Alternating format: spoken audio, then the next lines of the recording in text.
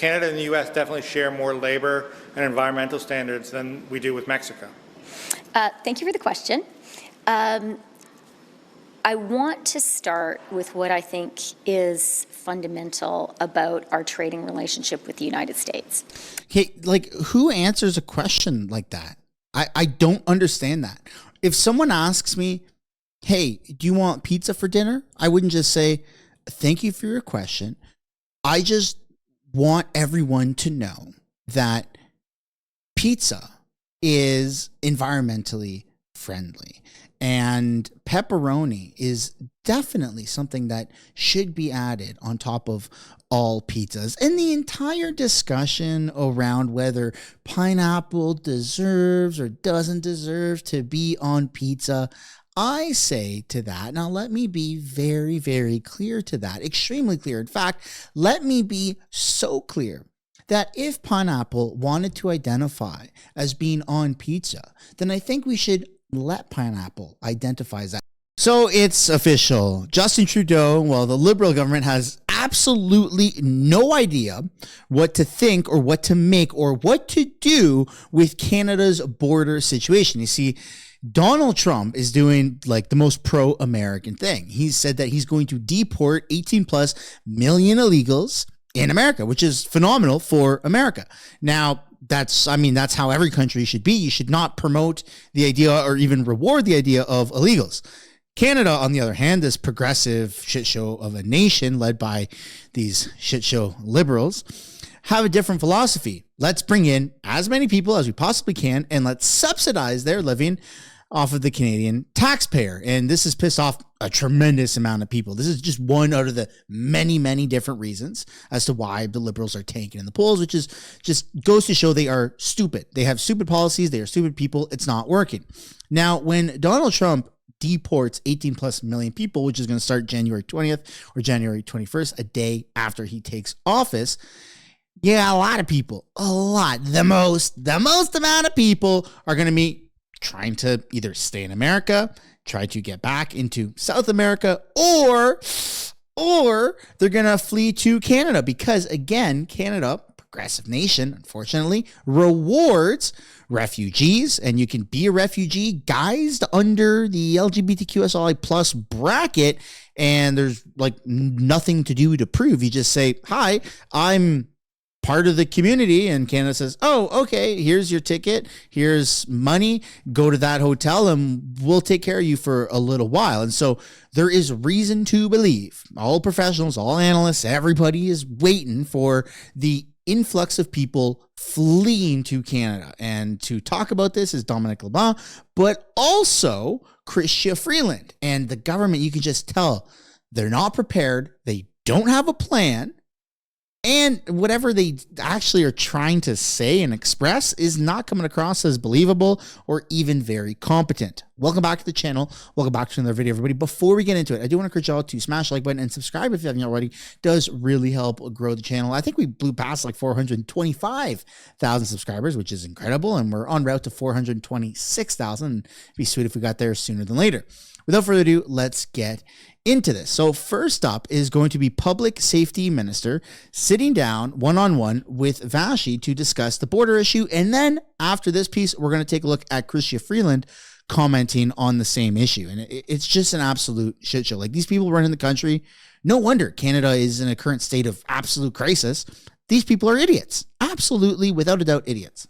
Is our border with the U.S., the Americans' northern border, as Donald Trump's new border czar has just described it, a, quote, huge national security issue? I don't think so. I think we work successfully with the Americans over decades to manage this large, undefended, long undefended border. I'm briefed regularly, and as recently as this morning, by the Commissioner of the RCMP, Border Services, CSIS, on some of the preparations that are always undertaken at the border. I have a lot of confidence in their work, and they do it with their American partners, but we'll work very constructively with the incoming administration, as we always have. I'm confident that this can be managed very successfully. Mr. Hansen points in his interview that he gave, where that quote is derived from, to the issue of human smuggling through Canada into the U.S. And there is some data that objectively supports the idea that there is an issue. And that data shows basically that more than 19,000 people in the so-called Swanton sector area, basically the border at Vermont, New York, and northern New Hampshire, in a 12-month span, ending October 2nd, that's how many people crossed. That's more than were apprehended through the same area over the previous 17 years combined. What is your government doing to address that? So, and you're right to identify, Vashi, a challenge that we've been working on for many months now. The reimposition, for example, of visas on flights on persons arriving directly from Mexico is a big deal. My colleague, the Minister of Immigration, made some changes, around visas for people coming, for example, from India. Much of this traffic is persons that come to Canada and then make their way to the border. So we're in the process of tightening up and have tightened up. Those numbers have come down, but we're going to continue to do the work that we need to do. Immigration Canada and Border Services are very much involved in that, and so are the RCMP. So can you be a little bit more specific when you say those numbers have come down? Because, again, Mr. Hammond was specifically pointing to that issue, saying that over the year, there has been a big increase. I take your point on the visa requirement for Mexico, and that it did make a discernible difference when it came to Mexicans who were trying to move into the U.S. But what happened is that India, in particular, basically supplanted that, and so the increase kept going. Are things really improving? Because I don't see any data to support that position. Yeah, I think they are. And Mark Miller updated our Cabinet Committee on Canada-U.S. relations again today. In terms of some of the visa measures that his department has taken with respect to persons coming from India. So you're absolutely right. I mean, we have done a lot of work, but we'll continue to do, Vashi, what's necessary to bring these numbers down. One of the great things about the Canada-U.S. relationship is its resiliency. It's been that way for decades. It's one of the closest partnerships that two countries can have. But we totally understand Canadians' determination to ensure that the border continues to be secure. Canada absolutely wants to be in a position to decide who comes into our country, and the United States obviously has exactly the same objective. So we'll work with them in partnership because it is a north-south circumstance. But I'm very confident. The president of the Border Services Agency today told me about conversations she's having with the leaders of the U.S. Customs and Border Patrol. I'm quite confident that this will be managed very effectively. So why hasn't it already, though, to be blunt, Minister? Why are the numbers continuing to increase at a record pace if, in fact, as you contend, it is being managed? Yeah. I mean, they've had 9 years to implement all of the right policies, all of the right changes in order to just kind of future-proof us. And the fact that they've failed so horribly and so visibly, and now, right before our election, they're saying, hey, well, hold on here. Don't worry, guys. We can fix it.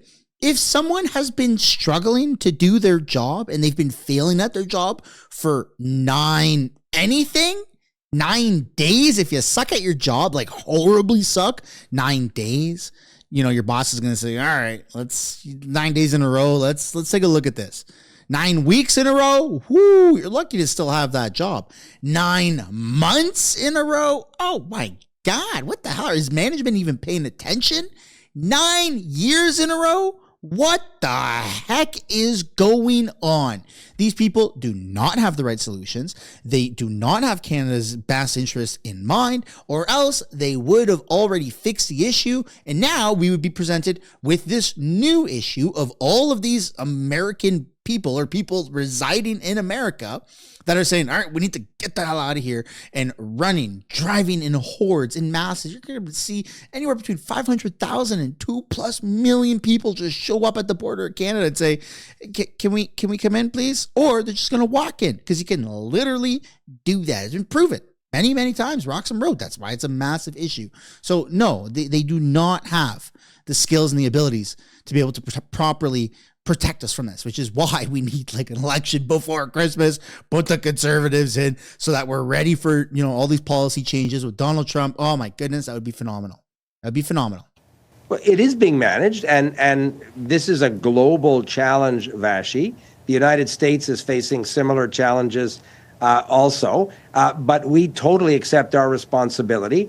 in terms of ensuring that the visa requirements, the immigration rules are in place, that people who come to Canada lawfully, we expect people to come to Canada through regular pathways to follow the law. There are many ways for them to come to Canada, but trying to submit a visa application when your intention is to try and illegally cross into the United States is obviously not an acceptable circumstance. So the Immigration Department has a number of ways to bring that down.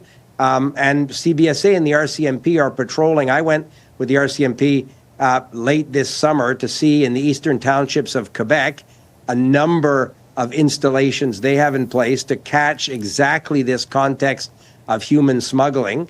The commissioner of the RCMP tells me that he's going to be ramping up and reaffecting different resources as the needs arise. I'm confident that Mike Duhem will be in a position between regular border crossings to ensure the RCMP do the job that Canadians expect them to do. We absolutely expect our government to be able to solve these types of issues, but it's been proven time and time again that the Liberals are not the right people. They don't have the right policies for this job, among many others. Now, that's my own personal opinion, backed by a lot of people, but I would absolutely love to know yours. And then we have to take a look at Chrystia Freeland, who gets asked some questions here by reporters on the same issue.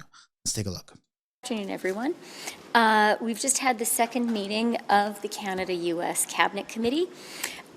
We focused on the border between Canada and the United States and the economic relationship between Canada and the United States. It was a very good, productive conversation, and all the ministers involved are working really, really hard and are very focused on the issues.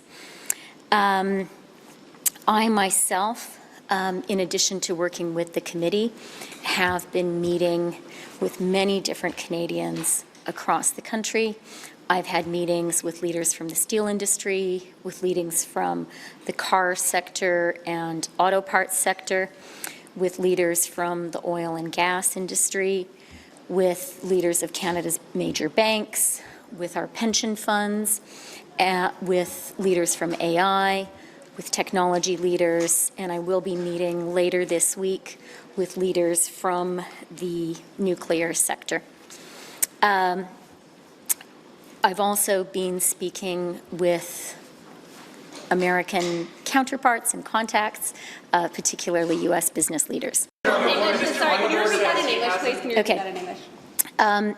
So I don't think it should be any surprise.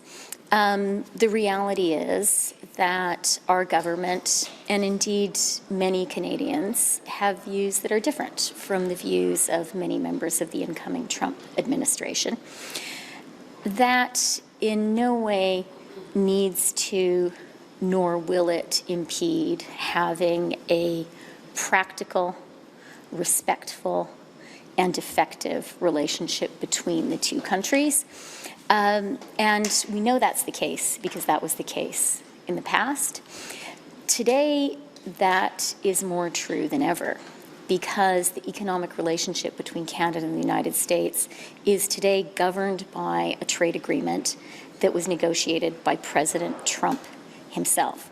The fact is, the economic fundamentals of the relationship between our two countries are strong, and that means that it is absolutely possible and indeed necessary for both our governments to work together practically, effectively, in the interests of people on both sides of the border. On the border, we're hearing concerns from the incoming U.S. border czar in terms of him describing it as an extreme national security vulnerability. What's your government's plan to respond to those concerns, and do they involve more law enforcement at the border? We take the border very, very seriously, and that's why the border was the first issue that we discussed at this meeting of the Canada-US Cabinet Committee. Minister LeBlanc spoke at length. Minister Miller spoke at length. The head of the RCMP was present as well and talked about actions he is taking, as was the head of the CBSA. So we take the border very, very seriously. It is important, first and foremost, for the security of Canada and Canadians, for our border to be secure, to be controlled, And I think it's absolutely legitimate for our American neighbors to want to work collaboratively and effectively with us and to want to know that we take border security seriously, which we do. Are there plans to staff up law enforcement as a result? We absolutely are working very, very hard to ensure our border is secure. It's an issue, first of all, for Canadians, and we think that today we really need to be sure that Canadians have confidence, that Canadians control our own border. Of course, it means we need to have the appropriate resources to do that, and we will. Just on the union representing the CBSA says they're up to 3,000 officers short to patrol the border properly at this time, should there be this influx of migrants that Donald Trump has essentially promised at this point. So does that mean you're going to meet their asks when you say you're going to increase resources? Okay, there were very many hypotheticals embedded in that question. So let me simply say, we take border security absolutely seriously. It is, first of all, a priority for Canadians, and it is an absolutely legitimate priority for Canadians, and we will ensure that Canada's borders are secure and that we have the necessary resources to ensure that they're secure. Are you suggesting that Removing Mexico from the CUSMA agreement or negotiating a new agreement just with the U.S. I wonder what you make of that, given that Canada and the U.S. definitely share more labor and environmental standards than we do with Mexico? Thank you for the question. I want to start with what I think is fundamental about our trading relationship with the United States. Okay, like who answers a question like that? I don't understand that. If someone asks me, hey, do you want pizza for dinner? I wouldn't just say, thank you for your question. I just want everyone to know that pizza is environmentally friendly. And pepperoni is definitely something that should be added on top of all pizzas. And the entire discussion around whether pineapple deserves or doesn't deserve to be on pizza, I say to that, now let me be very, very clear to that, extremely clear. In fact, let me be so clear that if pineapple wanted to identify as being on pizza, then I think we should let pineapple identify as that. Who answers questions like that? What the heck is wrong with these people, man? Just answer the question. Answer the question, Freeland. It's not that hard. And that is that it is governed by the USMCA, the new trade agreement that was negotiated by President Trump and by Ambassador Lighthizer. That agreement really means that Canada is on a better and stronger footing vis-a-vis the United States than we were with the first Trump administration. And you're right to point to the labor standards embedded for the first time in the USMCA that were an area of really meaningful Canada-US collaboration, and I think make the agreement stronger and better for both countries. Since we did that deal, a meaningful thing has happened in Canada, and that is we have toughened our position on China. And we've been doing that systematically for some time. We've been very thoughtful about ensuring that Canada controls strategic resources and strategic supply chains within our own country. And over the past few months, we have put in place significant tariffs of 100% on Chinese EVs and of 25% on Chinese steel and aluminum. We did that because it's the right thing to do, because we recognize that Chinese overcapacity, China's intentional policy of overcapacity, is a threat to Canadian workers and Canadian industries. It also makes us the only country in the world which is fully aligned with the United States today when it comes to economic policy vis-a-vis China. And that speaks to the fact that our fundamental economic interests are so aligned. Now, I have been hearing for some time from people close to the incoming Trump administration, but also from other American business leaders and indeed from members of the outgoing Biden administration, some concerns that Mexico is not acting the way that Canada and the U.S. are when it comes to its economic relationship with China. And I do have some sympathy with those concerns we've heard from our American counterparts. What makes you think that the American administration wants to work collaboratively with Canada on this border issue when they've already said that it's a national security vulnerability and that Canada is a gateway for terrorists? I know that they want to work collaboratively with us. No, they don't, bro. They don't. Like, I'm sorry to say this, but America does not respect this government. The American government, they like Canadians. Like, we are not the problem.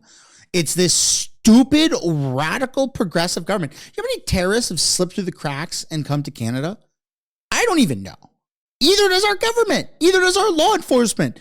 It's an unknown amount of number. There's a lot of them. There's a tremendous, large population of terrorists that have come from other countries and literally immigrated here legally, not illegally, legally. We haven't even talked about the illegal ones. We don't even know where they are. We have no idea. These people are nuts. You have people that were in ISIS videos that were literally part of beheading Americans, Canadians, all that stuff that are on video, that have made their way to Canada, gotten Canadian citizenship, started to plot some terrorist activities here, and then, right before they push the button, Canadian law enforcement's like, ha, we got you. That's insane. And then you got some of these people, same exact scenario, but instead of pushing a button here, they try to do that in America. And then the FBI or CIA is like, hey, whoa, well, that's not cool. We're not allowing that. Where did you come from? Oh, you came through Canada and then to America? Yeah, no, that's not okay. It's insane. Like, we should be heavily looking at doing background checks, making sure that we only bring in the cream of the crop of the people here. We should not just be allowing everybody. The Canadian passport once meant something. It was actually like a symbol of, it's hard to be Canadian if you're not born here. It's extremely hard. Just kind of like Switzerland, where Switzerland's impossible. The only way you can become a Swiss person is if you're born there. Like, it's super, super hard to get a Switzerland passport. Maybe if you got a lot of money, but nonetheless, it's extremely hard, and there's a good reason for that. There's a very good reason, and Canada should go back to that. In fact, we should not only go back to how difficult it was to be Canadian, but we should increase our standards where it's even more difficult to be a Canadian than ever before. That's my own personal opinion. That's got nothing to do with being racist, misogynist, blah, blah, blah, blah, blah, blah, blah, whatever they want to say, you know, Republicans or conservative people are. It's got to do with national security and upholding Canadian values and Canadian traditions and just, I don't know, being a Canadian in this country. It's nuts. I've never seen a country in my life that is just so willingly ready to devalue the currency or the status of having a passport from that country. It doesn't make sense to me. I will never, ever, ever in my life understand that. Because our two countries have the longest non-militarized border in the world. It is simply a matter of mutual interest on both sides of the border. It's good for Americans for us to have a safe, secure, and controlled border. It is good for Canadians for us to have a safe, secure, and controlled border. And in that objective, there is, no daylight at all between the goals of our two countries. That's why I'm absolutely confident that we will be able to continue to work together. What do you make of Doug Ford's plan? You didn't really talk about that at all. If Mexico doesn't get stronger on China, should a bilateral trade deal be on the table? I think I made myself pretty clear, but let me just say, our economic relationship with the United States is strong. It is mutually beneficial. If anything, it is on a firmer footing today than it was before the renegotiation of the NAFTA trade agreement. And, a really important guarantee for Canada and Canadians is that we enter the period of this new administration with a trade agreement that was negotiated by the incoming president, that was negotiated by Ambassador Lighthizer. We know that this U.S. administration has some concerns about China. And the fact is, we share those concerns. Well before this election, we have been clear that China has an official policy of oversupply, a policy which is designed to undermine some of our fundamental industries, like the car sector, like the steel sector, like the aluminum sector, like critical minerals and metals. And we have been acting to defend those critical industries. We've been acting with tariffs. We've been acting by being very, very careful and systematic about preserving Canada's national sovereignty and our control over our critical supply chains in our own country. Having done that, we are very aligned with this U.S. administration on the issue of China, which is a central issue from them. I have heard from them, and actually I've heard also from the Biden administration, and I've heard also from U.S. business leaders, some real concerns about whether Mexico is fully aligned when it comes to its policies vis-a-vis China. And I think those are legitimate concerns for our American partners and neighbors to have. Those are concerns that I share. Digital services tax is up. Are you ready for this to head to dispute settlement if that's what the Americans choose? I think the fact that this is being handled within NAFTA is another sign of how special and how privileged the Canada-U.S. trade relationship is. That is the right way to be handling this and looking at it, and we are happy to continue to work with our American partners on it and on all other issues. On this DST question, the first Trump administration conducted Section 301 investigations of every country that imposed a DST. They pulled out of the OECD negotiations. Their position was very clear last time around. No DSTs, no way, no how. Do you have a plan if they come back with that approach? Because your DST has already caused problems with the Biden administration, which is still involved in the OECD. Thanks for raising the international aspect of that issue, because Canada's position on Just this answer the is question. really clear and very straightforward.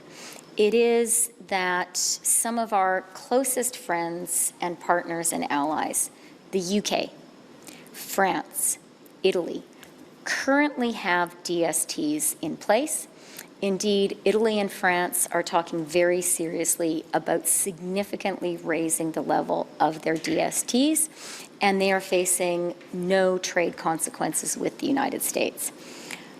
My position as someone who speaks for Team Canada is Canada should not be discriminated against. Canadians need to have a level playing field on this issue. Well, can you say that in English? Just in English. Yeah. Okay. Okay, I'll just say quickly.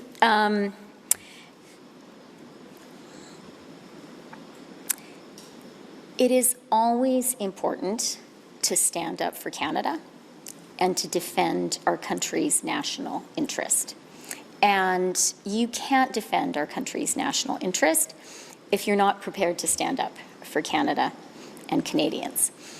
Having said that, I think the best way to do that is to start by looking for win-win outcomes, to start by looking for practical, effective ways to collaborate, to start by looking for areas where there is a shared interest and a shared approach. I think the position on China is one area of clearly shared views and a shared approach between Canada and the United States. In fact, it's one of the things that the President and the Prime Minister spoke about the day after his election. So that's always going to be our focus. It's always going to be what we look for. Having said that, we will never be afraid of standing up for the national interest. Thank you very much. Yeah, I can't wait till they're gone. I cannot wait till the Liberals are gone and they lose by a complete landslide. They do not deserve to be the Liberal Party, the NDP. They don't deserve to have an ounce of power for the foreseeable future until there's a whole clean slate and new people come in and reshape. Like the idea of a Liberal Party, it's only bad right now because there's bad people running it. If you took some people that had conservative values or just like common sense and got rid of everyone in the Liberal Party and reshaped it, then there would actually be common sense versus common sense parties fighting for, majority government, which could be phenomenal, but that's something that's not going to happen until way further down the road. This is insanity, and I can only pray with everything I got that something positive happens before Trump takes office, because I do not want this liberal government being in power when Trump is in power, because they are just going to get steamrolled. They're going to just get into these tit for tat arguments, and it's not going to be good. I do not want Trudeau. I don't want Chrystia Freeland. I don't want any of these liberals negotiating on behalf of Canadians with America, with Donald Trump. He's coming in second time around for his presidency. He's not messing around. Everyone that he's picked so far is just complete badasses.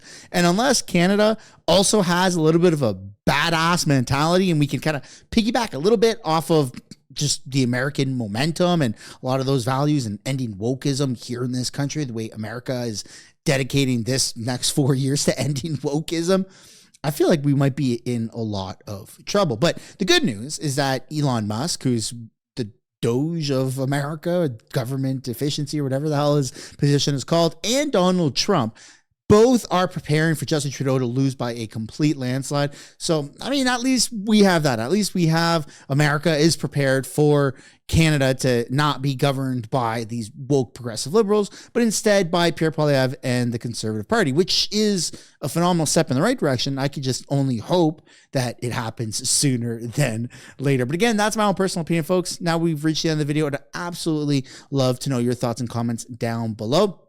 And if you haven't yet already, I'd like to encourage you guys to smash the like button and subscribe if you haven't already. It does really help grow the channel. And I will see you guys in a later video tomorrow. Bye for now.